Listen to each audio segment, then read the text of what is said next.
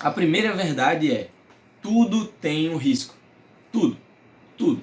O simples comer, beber, andar, correr, todas as coisas que a gente faz no cotidiano, todas as coisas que a gente às vezes nem percebe que a gente está fazendo. Fala galera, estou aqui para um novo vídeo, para inaugurar um novo quadro que sinceramente eu estava há um bom tempo pensando, bolando uma ideia de como poder criar esse quadro. E aí surge, né, os viajantes transeuntes, que é o nome do quadro.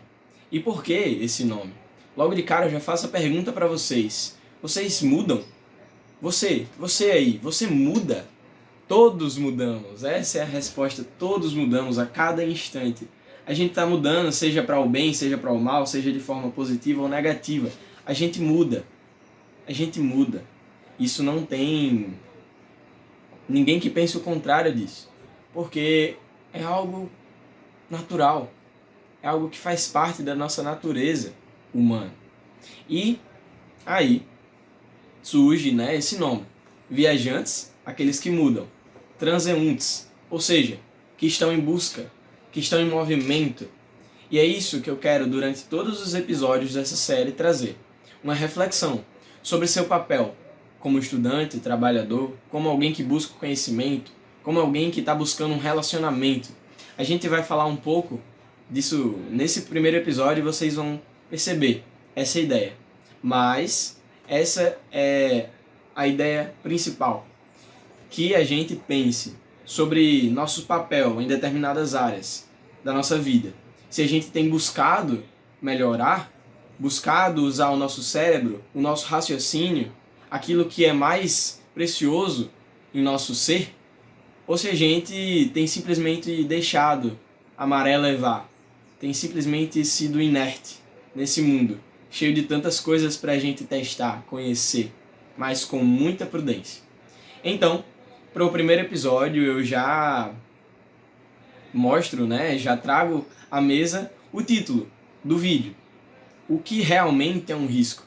O que realmente é esse perigo, né? E aí a gente procura, se você der um Google, você vai ver que, de acordo com o dicionário Oxford, um risco é a possibilidade do perigo, ou a possibilidade do insucesso, do fracasso.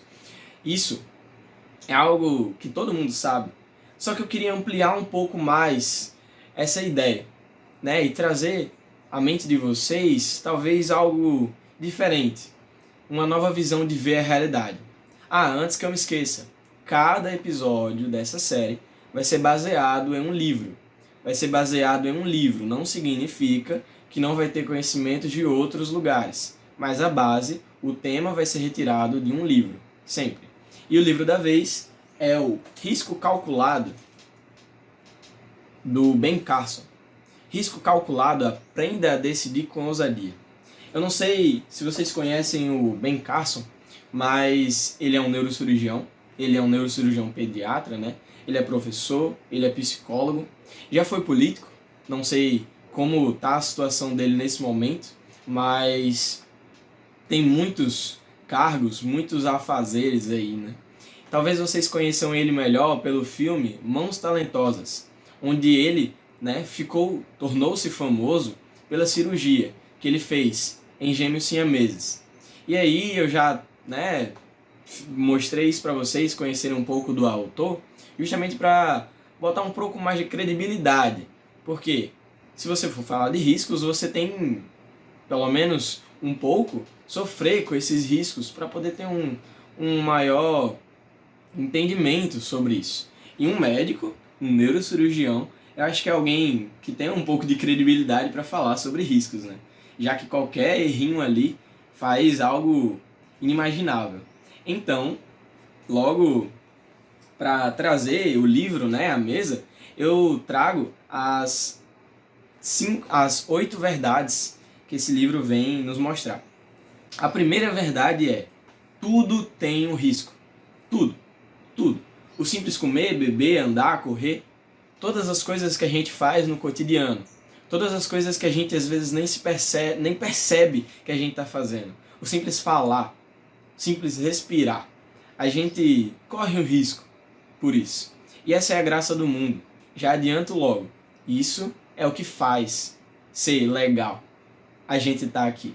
Porque às vezes se tornaria entediante a gente viver sem esses riscos. E a segunda é que quanto mais a gente conhece, mais a gente vai ficar preocupado. E o Ben Carson vai trazer isso atrelado à terceira verdade, que é: a maioria dos riscos não merece nossa preocupação. Já que, se você for parar para pensar um pouquinho e ver como realmente tudo tem risco, você vai ficar maluco, você vai endoidecer, você não anda mais, você vai travar, você vai ficar parado e não vai conseguir progredir.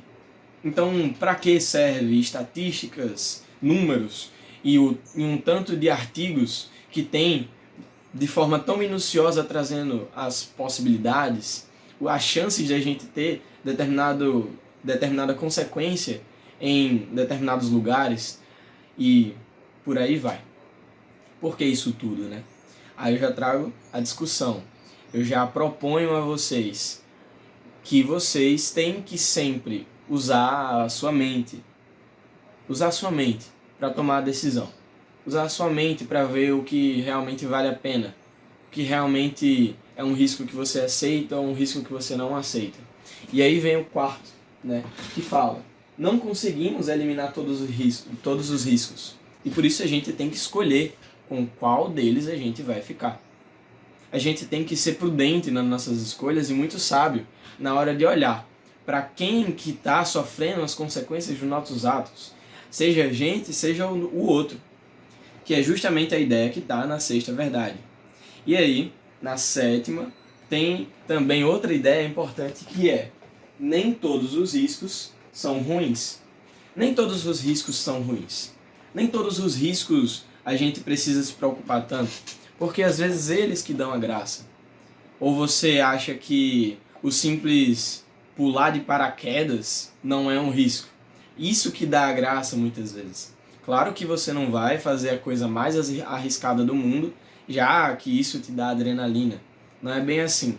Mas a vida é composta por riscos. Um casamento, um relacionamento, um namoro, todas essas coisas, você ser sociável é um risco. Você está disposto, ao ser sociável, a sofrer uma rejeição. Algo que ninguém quer sofrer. Mas você está disposto quando você é alguém sociável. Você está disposto a ser humilhado. Vale a pena? E aí é contigo. Você tem que usar a sua mente, mais uma vez, sempre. Durante o livro ele vai trazendo a ideia de que a gente precisa usar o nosso racional para fazer um parâmetro, uma balança do que realmente vale mais a pena do que não vale, E aí a gente vai para a oitava verdade, que é: todos iremos ter um fim. No final das contas, a gente tem um tempo de validade, A gente não vive para sempre. E será que você vai ficar durante todo o tempo da sua vida mofando dentro de casa? Ou pior, nem sequer buscando algo para se aprimorar coisas como seu corpo, seu físico, treinar, ir para academia, usar a sua mente para conhecer? Ou você acha que pessoas grandes como Albert Einstein, Isaac Newton e muitos outros, eles ficaram simplesmente parados dentro de casa? Eles estavam a todo momento preocupados em mudar, em movimento, em ir atrás de algo que às vezes ninguém parou para pensar. Mas eles estavam preocupados, porque isso era aquilo que compunha eles. Era algo que os fazia feliz. Era algo que era divertido, simplesmente por fazer. E aí, o estudo é isso. Apesar do estudo ser um risco, digamos assim, pequeno, você não vai, sofrer grandes riscos por estar estudando. Mas é algo que no futuro você pode trazer uma imensidão de pessoas, uma imensidão de modificações na vida de cada um de nós para o bem, se você usar o estudo da melhor maneira, se você usar essa poderosa arma. Mas é importante lembrar que como que você vai, né, trazer, como que você vai pensar o que realmente vale a pena e o que realmente não vale. O livro também vem trazer isso pra gente. Por isso que é algo bem interessante ler. Ele vem trazer relatos, ele vem trazer a própria cirurgia que ele fez dos gêmeos siameses. Para quem quiser, né, você pode comprar o livro, é algo bem interessante ver os relatos, como ele descreve cada momento ali, cirurgias longas de horas e horas e horas, sentado ou em pé, fazendo ali, mexendo, é algo bem maluco. Mas partindo agora para a questão de como você vai, né, de fato escolher o risco, como você vai escolher determinada situação, eu queria propor uma situação. Eu queria propor um determinado contexto. E esse contexto é você. Imagine uma pessoa não tão extrovertida, uma pessoa que é mais tímida, uma pessoa que talvez não tem muitos amigos. E ela se pergunta, né, várias vezes se ela pode ou deve, ou se até é bom para ela ser sociável, ela ser um pouco mais extrovertida, ela ter um pouco mais de relacionamento. O Ben Carson vem trazer para a gente a ideia de que a gente só precisa de 4 perguntas. 4 perguntas. A primeira delas é: qual é o ponto positivo, o melhor ponto positivo que a gente vai ter se a gente, né, tiver um relacionamento? Qual vai ser o melhor? Você vai ter amigos, amigos fiéis, se você fizer isso da melhor maneira. Você vai ter talvez uma esposa ou um esposo. Você vai construir bons amigos que podem te ajudar dentro dos seus familiares também. Seu núcleo, tanto de trabalho quanto pessoal, vai ser muito mais satisfatório. E tudo vai caminhando de uma forma muito mais tranquila para você, já que as pessoas te veem de determinada forma, que se você construir essa forma, essa reputação boa, vai ser algo muito incrível para a sua vida pessoal, profissional, acadêmica e etc. Porém, a gente também tem que fazer o contraponto, né? Se tem um lado positivo, o melhor lado positivo nessa hipótese, a gente também tem o pior. E o pior vai ser que a gente vai ser humilhado, vai ser rejeitado, vai ser maltratado, as pessoas vão nos jogar fora se a gente tentar se socializar. Isso é o que muitas pessoas travam nesse ponto. Vem apenas esse ponto de eu vou ser rejeitado, humilhado, fracassado. E param. Não decidem olhar todas as outras perguntas que poderiam ser feitas para poder botar na balança. E aí a gente vem para a terceira. A terceira pergunta que ele faz é: qual é o lado positivo de não nos relacionarmos? O maior lado positivo. Sempre vá para o maior, para ter essa disparidade mesmo, de poder comparar. E qual é o melhor lado, né? O melhor lado positivo que a gente poderia ter se não fizesse seria ser alguém solteiro pelo resto da vida, um solteiro feliz, alguém que é bem conformado consigo mesmo, talvez se ame muito mais. Isso é um lado positivo hipotético que pode vir a acontecer, né? É um bom lado positivo, querendo ou não, você vai se amar mais, você vai se conhecer mais, ser alguém ali que está sozinho, mas está feliz e tudo mais. Enfim, é uma possibilidade, querendo ou não. E aí, a gente vai para a quarta pergunta, que é: qual é o pior lado positivo, né? Não, qual é o pior lado, qual é a pior situação que pode acontecer se você decidir não se relacionar? A pior situação é você ser alguém sozinho. Você não ter amigos, você não ter familiares perto de você, você não ter um namorado, uma esposa, um marido, né? Você não ter ninguém ali que está te apoiando nos teus momentos tristes, nos teus momentos felizes, que não está compartilhando boas emoções com você, que não está fazendo parte da sua história. Você está sozinho. E aí é com você. Você tem que fazer essa escolha. Não sou eu, nem o Ben Carson que vai fazer. Mas o que eu proponho, e ele também, é que nós usemos o nosso racional, para que a gente bote essas perguntas na mesa e possa, aos poucos, ir entendendo melhor como funciona a realidade. Porém, ele também vem trazer a ideia da gente tirar o eu da equação. Assim como matemática, muitas vezes a gente olha por apenas uma visão, e eu não digo nem em matemática, mas em outras matérias, como por exemplo em filosofia, a gente olha às vezes pelo um referencial que está longe da sociedade, e em outras matérias, como por exemplo em física, né, se a gente está dentro de um referencial, a gente pode olhar as coisas de determinada maneira. Se a gente está fora, a gente olha de determinada maneira. Então é importante a gente tirar o eu da equação e imaginar como que as pessoas, né, sofreriam as consequências dos nossos atos. E isso tem tudo a ver, e aí, né, entra a questão que eu falei, que eu posso pegar coisas de outros lugares, isso tem tudo a ver com o imperativo categórico, né, com a ética kantiana, com a questão de que você tem que sempre pensar, usando o racional, qual é o impacto, né, da sua ação, o que é que isso pode causar, e se todo mundo fizesse isso, se isso fosse uma lei universal, daria certo? Se sua ação, em determinado momento, fosse pega e todo mundo fizesse a mesma coisa, isso daria certo? O mundo ia progredir com isso? Isso é uma boa pergunta a se fazer quando você vai, né, tomar uma decisão. E aí, vou dar um exemplo para vocês, né, desse tirando o eu da equação, para que vocês possam ir nesse mesmo contexto de uma pessoa que é introvertida, tímida e está pensando em se socializar. Nesse mesmo contexto, que vocês possam construir as outras perguntas.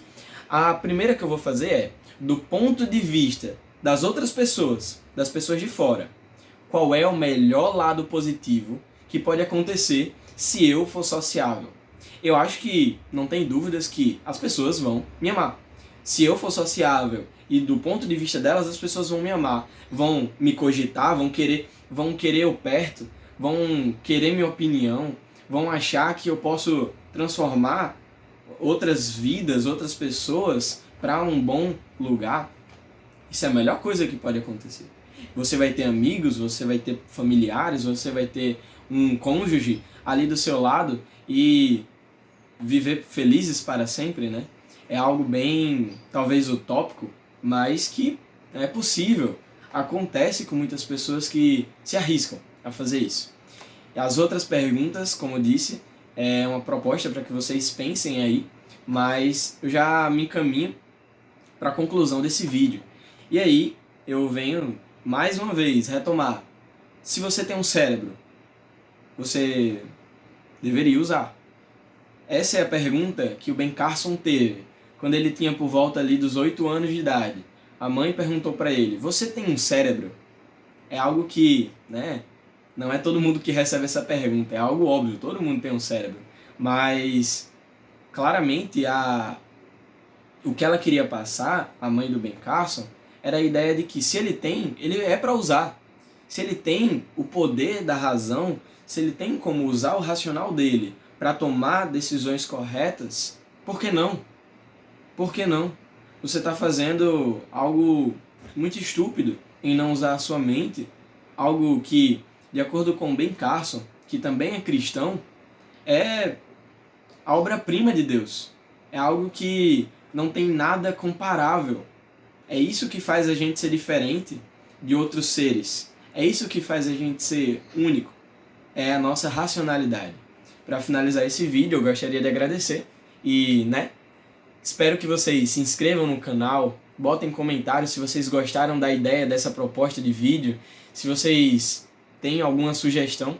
E eu espero que vocês tenham entendido a mensagem desse vídeo, Que vocês possam agora usar, talvez, essas 4 perguntas na hora de tomar uma decisão.